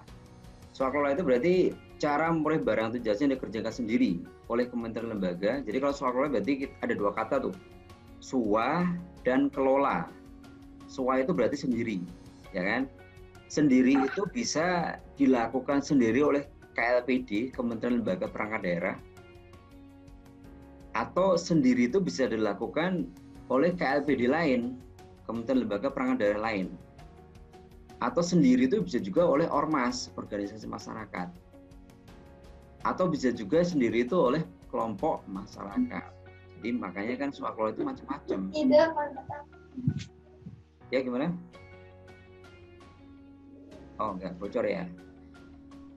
Oke, jadi swakelola itu gitu. Jadi swakelola itu bisa bisa oleh sendiri. Seperti contoh misalnya kalau di tempat saya gitu, di Pustikat ya, diklat atau di stand. Perkuliahan itu kan swakelola oleh stand gitu kan. Perkuliahan itu swakelola stand. Jadi yang merencanakan stand, yang mempersiapkan stand, yang melaksanakan stand, yang mengawasi juga stand, yang mengevaluasi stand gitu kan, orang-orang stand gitu kan. Itu berarti swakelola sendiri. Tapi ada juga swakelola itu oleh kementerian lembaga lain. Saya beri contoh misalnya ya teman-teman Perben deh, Ditjen Perbendaraan. Ditjen Perbendaraan mereka kemarin ketika melakukan UIT, User Acceptance Test terhadap penggunaan SPAN itu, aplikasi SPAN, itu mereka menggunakan IPB. IPB itu kan Kementerian Lembaga Perangkat Daerah lain gitu kan. Dia termasuk KLPD lain. Jadi artinya yang melaksanakan itu adalah IPB. Nah, itu berarti swakelola kepada KLPD lain gitu kan. Nah, bisa juga swakelola itu kepada ormas, kepada organisasi masyarakat. Contohnya misalnya Kemenak ya. Kemenak misalnya ada program pendidikan anak usia dini. Maka kemudian yang melakukan adalah ya bisa ke Aisyah, bisa ke Fatayat NU, itu kan ormas gitu kan. Nah, bisa juga yang melakukan adalah kelompok masyarakat gitu. Misalnya Ini banyak di ini ya, di apa namanya, di PU, Kementerian PUPR. Jadi Kementerian PUPR misalnya untuk, sekarang masih ada nggak ya? Dulu ada, waktu di KPPN itu ada apa namanya, PPNPM Mandiri. Itu dananya kan di PU, dari dipanya PU kan. Dipanya di PU, tapi yang melakukan siapa? Kelompok-kelompok masyarakat gitu ya, kelompok masyarakat. Nah itu jadi yang melakukan adalah kelompok masyarakat. Itu swaklola tapi kepada kelompok masyarakat. Itu swaklola ya. Jadi swaklola itu cara memperoleh barang jasa. Jadi untuk mendapatkan barang atau jasa, tapi dikerjakan sendiri oleh KLPD atau KLPD lain atau ormas atau pokmas. Nah kalau penyedia itu apa? Kalau penyedia adalah cara memperoleh barang jasa yang dilakukan melalui pelaku usaha. Pelaku usaha itu siapa ya tadi ya? Ada PT atau CV dan sebagainya gitu ya. PT CV yang mereka punya izin usaha untuk melakukan sebuah kegiatan. Itu penyedia. Selesai. Nah, Oke. Jadi itu materi kita. Jadi sebagai awalan saja ya, sebagai awalan untuk pengenalan terhadap ibaratnya tentang ketentuan umum ya, tentang pengadaan barang jasa. Oke, sampai di titik ini ada yang mau kalian discuss nggak terkait dengan materi kita? Ada yang mau ditanyakan nggak? Ada, Izin Pak. bertanya, Pak. Ya silakan. Siapa ini? Siapa tadi? Ya silakan. Izin bertanya, Pak, terkait cara pelaksanaan PBJ. Ini kan penentuannya di tahap perencanaan ya, Pak? Mutmainah ya? Iya, Pak. Tahap penentuannya kan di tahap perencanaan ya, Pak. Ini apakah diperbolehkan, Pak, misalnya di tahap perencanaan itu ditentukan kalau cara pengadaannya itu melalui swaklola. Ternyata dalam pelaksanaannya itu ada hal-hal tertentu atau force major sehingga suatu KL itu ternyata tidak bisa melakukan swaklola. Jadi KL itu memutuskan untuk melakukan pengadaan melalui penyedia. Itu apakah diperbolehkan, Pak? Oke, siap. Jadi gini, Mutmainah. Oke, betul tadi ya, betul ya. Jadi cara itu ditentukan di tahapan perencanaan, karena itu nanti masuk ke RUP ya, ke rencana pengadaan. Nah, kemudian nanti di tahapan persiapan dan pelaksanaan misalnya gitu kan. Apa kemudian bisa diubah menjadi ini kayaknya swaklola nggak bisa nih, nggak ada yang mampu. Ini kayaknya ke penyedia. Itu boleh atau enggak? Boleh. Makanya ketika di tahapan persiapan gitu ya, tahapan persiapan, itu langkah pertama PPK itu adalah apa? Mereview RUP dari KPA. Jadi langkah pertama PPK itu mereview RUP. Jadi dokumen RUP yang sudah dibuat di perencanaan itu direview oleh PPK. Nanti kemudian ketika misalnya dalam kondisi real gitu, kondisi ketika di tahun anggaran gitu ya, tahun anggaran berjalan. Kalau perencanaan itu kan N-1 kan, jadi mungkin dulu ini kayaknya pasca ke swaklola ini. Ternyata di tahun anggaran berjalan misalnya si pelaksana swaklola ternyata nggak mampu gitu ya misalnya di kondisi realnya gitu ya. Maka kemudian ya nanti PPK mengusulkan kepada KPA, diusulkan tuh, Pak ini bisa ini nggak cocok nih Pak gitu kan dengan kondisi ke swaklola ini cocoknya dengan penyedia.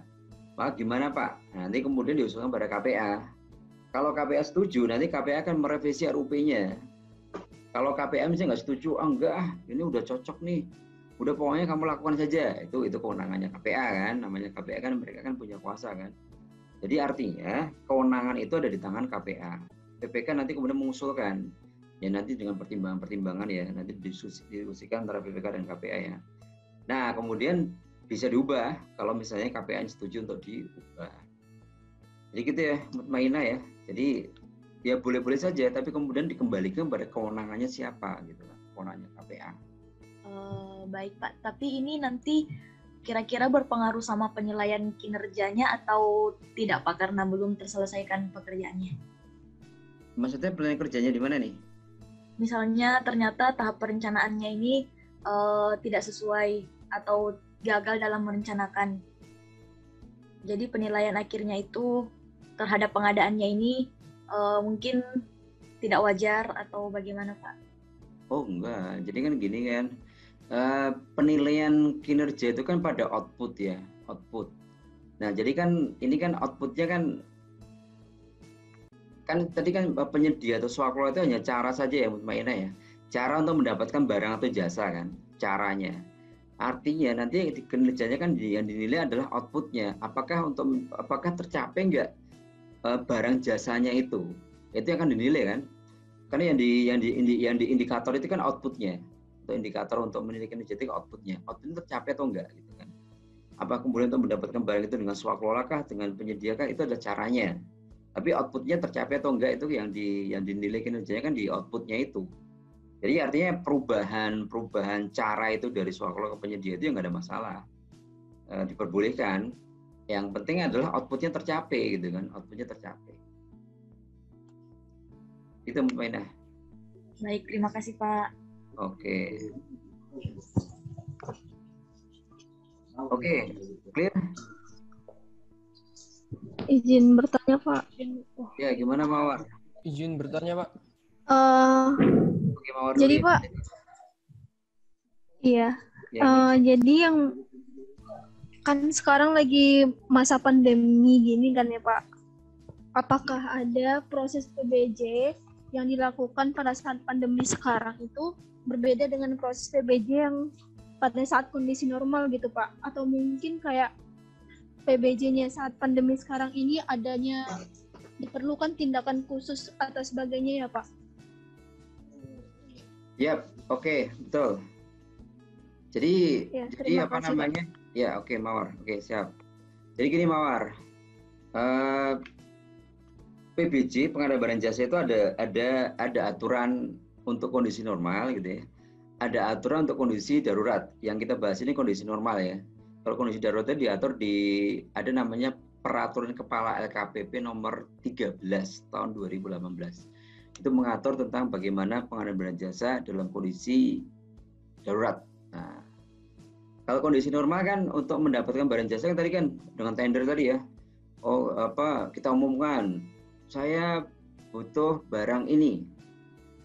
Nanti caranya seperti ini. Harganya sekian diumumkan. Kemudian orang daftar itu kan daftar.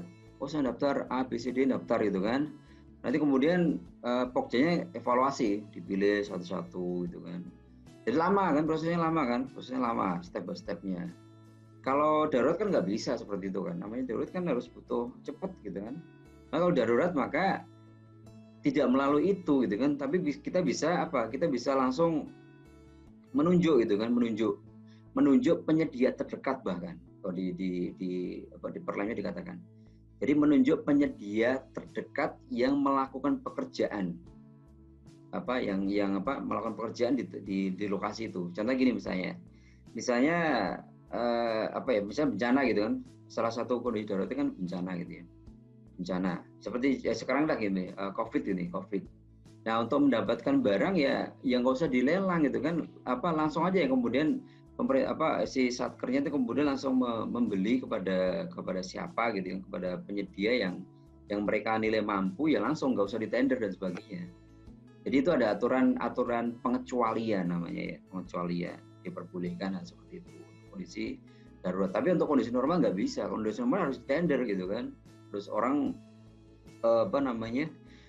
berlomba-lomba lah gitu. Tapi kalau kondisi sekarang ya diperbolehkan gitu kan. Itu yang Mawar. Jadi Perpres itu sudah mengatur tuh. Kalau kondisi normal kayak gini nih, kalau kondisi darurat kayak gini. Nanti kita bahas. Nanti kita ada materi sendiri ya, namanya pengadaan khusus. Mungkin di semester depan kali ya, di setelah UTS ya berarti. Ada pengadaan khusus. Itu yang Mawar ya. Oke Pak, terima kasih Pak. Oke. Tadi siapa tadi yang mau Iya, Pak. Izin bertanya, Pak. Bertanya Pak. Siapa tadi? Muhammad dulu ya? Ya, Pak. Saya, Pak. Oh iya, oke. Nasim. Gimana, Sim? Di siklus PBJ tadi kan ada perencanaan persiapan. Nah, itu melibatkan KPA dan PPK, Pak. Nah, misalkan PPK di suatu satker tidak ada, Pak. Terus KPA merangkap. Berarti kan tugasnya KPA itu double juga Pak. Itu memang harus dikerjakan KPA sendiri atau dapat dibantu ya Pak?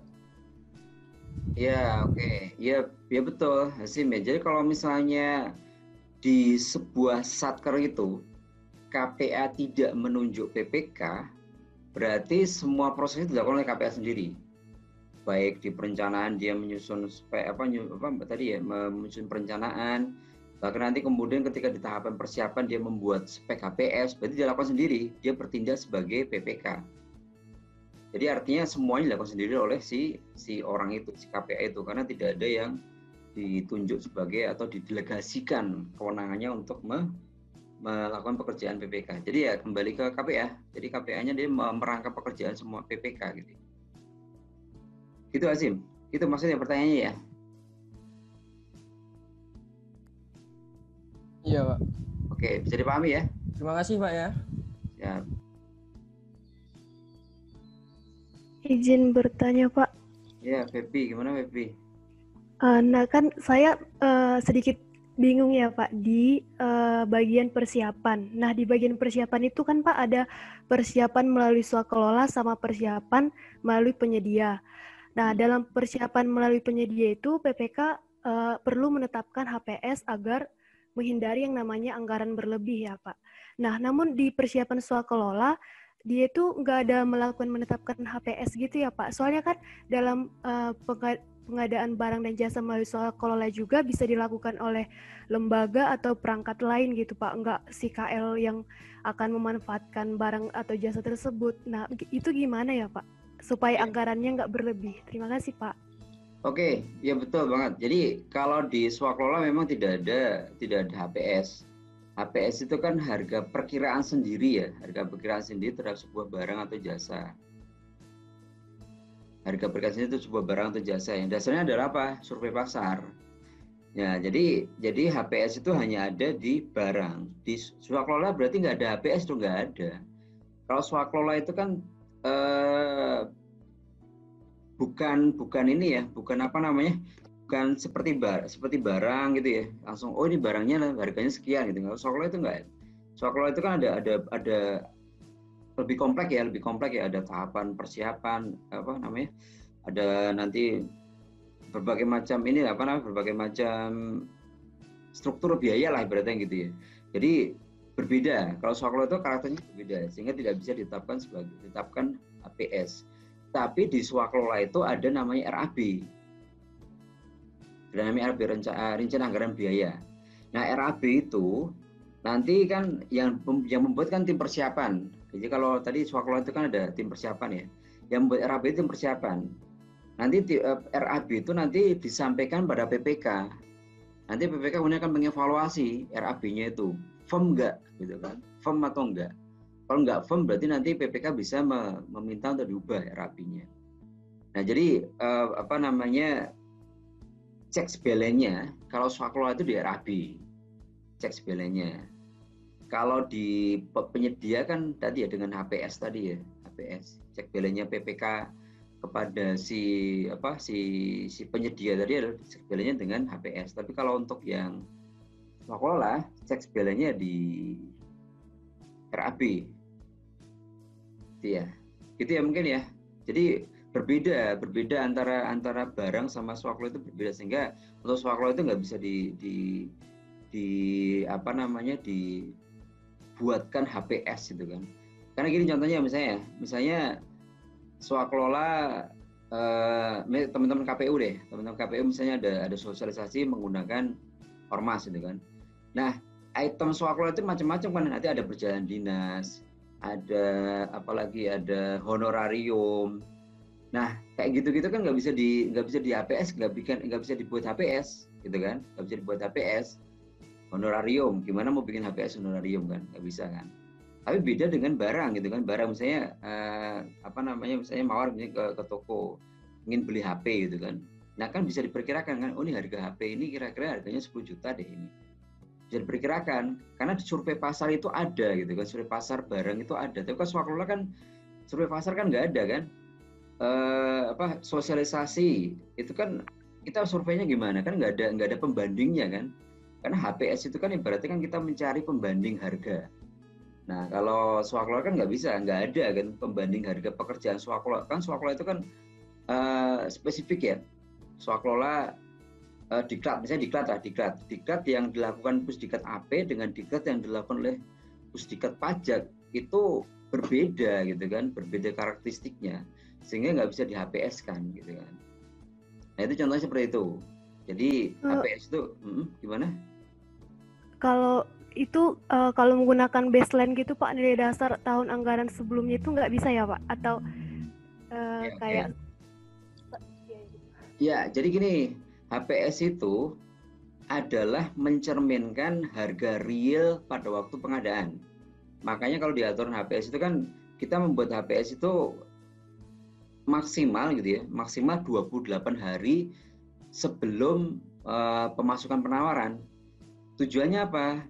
Tujuannya adalah jangan sampai HPS itu terlalu lama gitu kan. Nah, jadi kalau kemudian kita bikin HPS-nya pakai harga dasar tahun lalu gitu ya, ya nggak bisa dong, karena harganya udah berbeda banget gitu kan. Nah, tapi event bukan hanya itu, tapi bukan hanya itu. Kenapa kemudian swakelola itu tidak bisa dibikin HPS? Karena memang swakelola itu ibaratnya itu pekerjaannya bukan pekerjaan jadilah gitu, karakteristiknya berbeda dengan barang atau jasa gitu ya. Jadi sehingga tidak bisa dibikin perkiraan harga, ya. Ibaratnya nggak bisa lah. Gitu. Karena HPS itu kan terkait dengan perkiraan harga sebelum pengadaan gitu. Gitu mungkin ya, Mawar ya? Pak. Jelas Pak. Oke, jelas. Kalau belum jelas nggak apa-apa, tanya lagi. Clear? Iya Pak, jelas. Clear Pak. Oke. Terima kasih Pak. Oke, siap. Oke, baik. Izin bertanya Pak. Izin bertanya Pak. Oh ya udah, boleh silakan. Ntar ya saya sambil kalian tanya, saya mengupload di ini dulu ya di portal saya. Silakan nanya. Saya sambil nyambi. Ini soalnya udah mau ditutup kuliah kita ya. Saya boleh Pak. Ya. Siapa ya? Silakan. Gifari Pak. Ya, oke. Sebelumnya mohon maaf ya Pak kalau pertanyaannya agak gimana gitu. Kan enggak seperti yang kita tahu di dunia ini nggak ada yang sempurna ya Pak ya. Iya. Apalagi dalam pelaksanaan kegiatan. Nah, untuk pelaksanaan antara swakelola dengan penyedia itu biasanya mana ya Pak ya yang paling banyak menimbulkan kerugian negara atau terjadinya fraud gitu Pak? Terima kasih. Oke, Gifar. Kalau ditanyakan mana yang fraud, terus terang saya juga belum tahu kajiannya ya. Gifar ya, apa kemudian yang penyedia kah atau yang swakelola kah yang bikin fraud gitu ya. Terus saya nggak punya data, jadi saya nggak bisa menjawab mana yang kemudian yang peluangnya fraudnya gede. Tapi gini, swakelola atau penyedia itu berkaitan dengan karakteristik untuk lebih pasnya ke siapa gitu kan. Jadi ketika kita memilih penyedia kah, kita memilih ke swakelola kah, maka pilihannya atau dasarnya adalah pada karakteristik barang jasa itu. Nah, nanti kita bahas, nanti dia ada di perlem 8 ya, nanti saya sampaikan ketika materi swakelola ya. Ada beberapa karakteristik yang ini boleh dengan swakelola. Ada beberapa karakteristik ini tidak boleh dengan swakelola. Nah, salah satunya adalah terkait dengan tusi. Kemudian pekerjaan yang bersifat rahasia. Kemudian pekerjaan yang akan ibaratnya menambah kompetensi dari kementerian lembaga. Nanti kita bahas di swakelola. Jadi ada beberapa karakteristik barang yang itu boleh dengan swakelola. Jadi artinya secara aturan itu sudah ditentukan tuh Gifar. Ini boleh dengan swakelola, ini nggak boleh dengan swakelola. Nah, jadi ketika kemudian PPK itu mendefine ini pasnya dengan swakelola kah, pasnya dengan penyedia kah, itu ya kembali ke karakteristik boleh tidaknya ini swakelola atau penyedia tadi. Gitu ya, Gifar ya. Jadi kalau kemudian ditanyakan ini kira-kira yang paling fraudnya yang mana ya? Memang saya nggak punya data tuh, terus terang nggak punya data nih. Tapi kalau kemudian ini pasnya yang mana, nah itu nanti ada karakteristik yang boleh swakelola, karakteristik yang boleh penyedia, itu ditentukan di aturan. Nanti kita bahas di materi swakelola secara detailnya.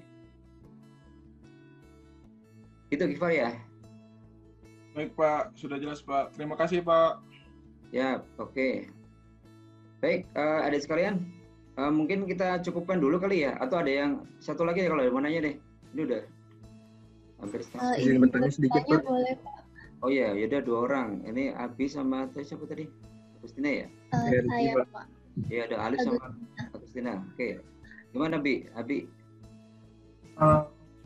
Kalau ini Pak, langsung saja ya Pak. Kalau misalkan kita ngobrolin tentang pengadaan jasa di e-katalog, itu kan harga atau barang dan jasanya itu tadi kan dipisah-pisah ya Pak, di mana yang lebih N3, N2, N-3, N-2, N-1 itu apakah ada perbedaannya Pak? Lalu juga yang tadi Pak, misalkan di perencanaan atau di proses yang kedua tadi ada PPK dan Pokja yang lebih dari 200 juta dan kurang dari 200 juta itu apakah menyesuaikan ya Pak? Kalau misal apa ada perbedaannya dari tiga proses itu kalau di apa? Kalau kasusnya itu pengadaannya itu menggunakan itu e-katalog LKPP itu. Oke, e-katalog. Coba, sorry Bi, diulang lagi Bi. Tadi saya ngupload di portal tadi. Gimana Bi? Kalau katalog? Iya, kalau e-katalog itu ada perbedaan tidak Pak untuk misalkan waktunya N-1, N-2, N-3. Oke, siap. Oke. Bisa udah paham. Dan terkait dengan Pokja sama itu Pak PPK tadi yang 200 juta tadi. Oh jadi gini Bi, jadi e-katalog itu adalah cara pemilihan, ya, cara pemilihan. Jadi cara pemilihan itu artinya sudah ada di DIPA. DIPA-nya, jadi perencanaan udah selesai kan? Perencanaan udah selesai, jadi artinya di N-1 udah direncanakan gitu ya. Kemudian DIPA-nya muncul. Oh, muncul untuk pengadaan laptop misalnya gitu kan. Nah, e-katalog itu adalah cara memilih gitu kan, cara memilih penyedia yang memberikan laptop pada kita. Artinya proses N-1-nya ya tetap jalan, karena itu proses perencanaan kan. Jadi berbeda ya. Kalau e-katalog itu kan cara metode pemilihannya. Jadi metode pemilihan itu berarti dilakukan setelah ada DIPA, setelah muncul dananya di DIPA. Nah, ketika muncul dana DIPA, perencanaan step by step ya munculnya di DIPA. Jadi ada akun 5321111 beli laptop. Nah, kemudian beli laptop itu cara untuk beli laptop itu macam-macam. Oh, saya bisa pakai e-purchasing tadi lewat katalog gitu kan. Oh, saya pakai tender aja. Saya tenderkan, kemudian orang pada nawarin barang saya. Itu cara. Jadi artinya perencanaan antara katalog dengan yang lain itu sama aja. Ya, karena katalog itu hanya metode untuk kita memilih saja. Nah, itu dilakukan di tahapan pelaksanaannya. Gitu ya, Bi ya? Iya, baik, Pak. Oke, tadi Agustina gimana tadi? Izin bertanya, Pak, mengenai pelaksanaan yang melalui swakelola, kan ada tahapan pengawasan dan pertanggungjawaban ya, Pak. Itu bentuk pertanggungjawabannya gimana ya, Pak? Terus tadi kan cara pelaksanaan secara swakelola itu juga bisa dilaksanakan oleh KL atau lembaga-lembaga lain. Itu pertanggungjawabannya sama atau dibedakan sama yang dilakukan oleh KL itu sendiri, Pak? Terima kasih, Pak. Oke, jadi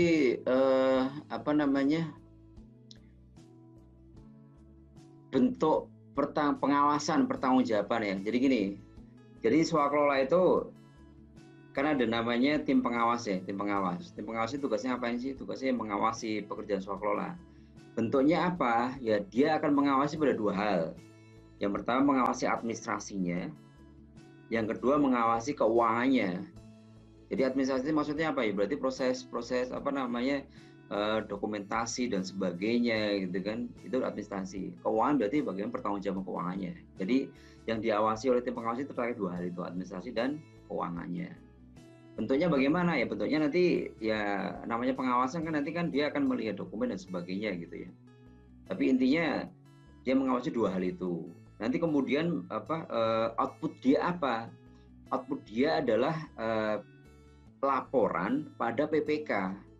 Laporan pada PPK tentang pekerjaan swakelola itu. Jadi tim pengawas itu kan diangkat oleh PPK. Jadi berarti dia ada tangannya PPK gitu ya, tangannya PPK untuk mengawasi swakelola. Jadi nanti dia akan melaporkan pada PPK.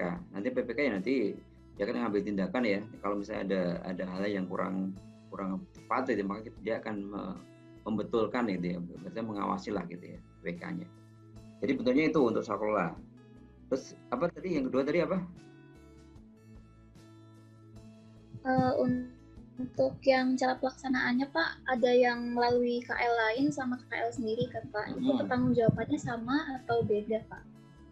Oke, jadi gini, kalau yang swakelola tipe 2 ya, tipe 2 itu kan pengawasnya di kita tuh, pengawasnya di orang yang punya DIPA atau di Satker yang punya DIPA kan pengawasnya. Ya sama saja antara pengawasan di tipe 1, dia juga tetap mengawasi aspek administrasi dan keuangan, tapi yang diawasi adalah si pelaksana yang ada di KLPD lain. Kalau tadi di tipe 1 kan dia mengawasi tim pelaksana yang ada di KLPD yang sama kan. Tapi kalau yang tipe 2 kan dia mengawasi tim pelaksana yang ada di KLPD lain kan. Berarti artinya kan objeknya yang diawasi objeknya yang diawasi kan berbeda kan. Tapi kalau caranya sama saja, administrasi dan keuangan tetap sama. Cuman objeknya yang berbeda. Kalau tipe 2 berarti kan yang diawasi adalah tim pelaksana yang di sana tuh, tim pelaksana di KLPD lain. Tapi kalau tipe 1 kan tim pelaksana yang di KLPD sendiri kan. Jadi yang membedakan itu aja, objeknya aja, Agustina. Jadi yang membedakan objeknya. Kalau caranya tetap sama. Ya Pak, terima kasih Pak. Oke, clear ya. Baik, mungkin ada sekarang kita cukupkan ya. Ini udah jam 9:30. Kalian mungkin sudah mulai lelah gitu ya. Jadi mungkin waktunya udah bubuk. Ini waktunya bubuk gitu, 9:30 gitu kan. Oke, mungkin demikian ada sekalian ya. Jadi untuk pertemuan perdana ini kita cukupkan gitu kan. Kita ketemu lagi pekan depan. Oke, baik. Mungkin demikian ada sekalian. Kita cukupkan untuk pertemuan kita.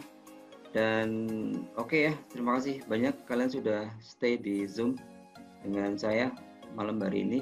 Dan tetap jaga kesehatan, tetap belajar. Nah, dan Assalamualaikum warahmatullahi wabarakatuh.